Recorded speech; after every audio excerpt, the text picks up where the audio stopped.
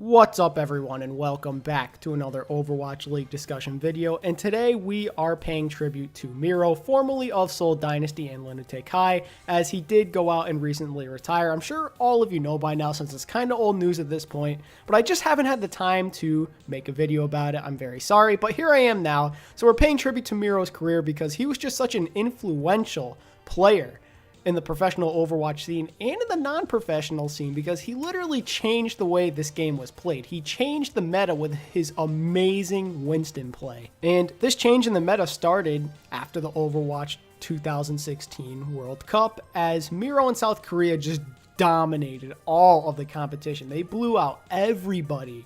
And a big reason why they were so good was because of Miro. His Winston was phenomenal, and no one knew how to deal with it because, for all of you that are new to Overwatch and you don't really know much about the history of professional comps, Reinhardt was the shield tank that was used almost all the time back then. No one really thought Winston was viable back then, so a lot of these teams just didn't know how to deal with Miro and how he was just pressuring the supports, the DPSs, even the tanks. And as a result of this, the South Korea's DPS had all the room in the world to just go off.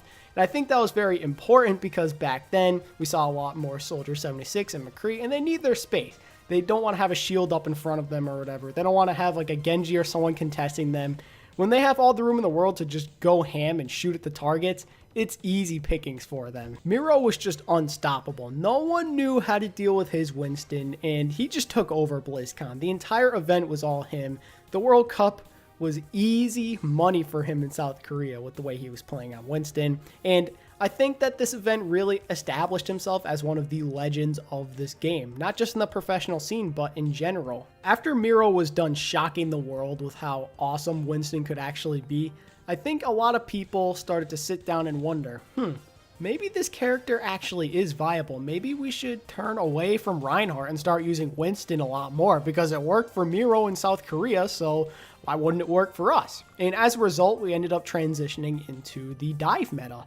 Literally, I think Miro is one of the biggest influences on why dive ever became a thing.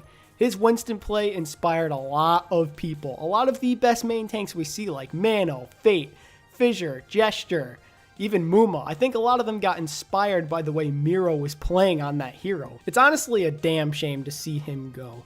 It's so sad to see yet another legend retire from professional Overwatch, because now him and Seagull are both gone. Two of the most legendary players out there are no longer in Overwatch League. It really just makes me want to cry, honestly. These are two of my favorite players. I love them both a lot, and now they're both not here. So I think it makes sense to pay tribute to Miro and give him the respect he deserves for being such a huge influence on the game and how it's played now. I really wish that things could have worked out for Miro on Seoul Dynasty, but it was clear after the first two stages that things weren't right. He just wasn't that same X-Factor player that he used to be. And it was very obvious that there were a lot of main tanks that were better than him. And also, there were all these rumors about him not being the best communicator, and as a result, he ended up losing his starting job to Fissure. And there's no shame in that, don't get me wrong. Fissure's an absolute animal. He's one of the best main tanks in the world. Some, or I should say most, would consider him to be top 1 or 2. He's just that good at the game. There's really no shame in losing your job to someone like that. But I really wish things could have worked out for Miro and Seoul. I wish that Miro took some time to really figure out what he was doing wrong and was able to fix it and became that top tier main tank that he used to be. I really wish that could have happened, guys. It's very sad.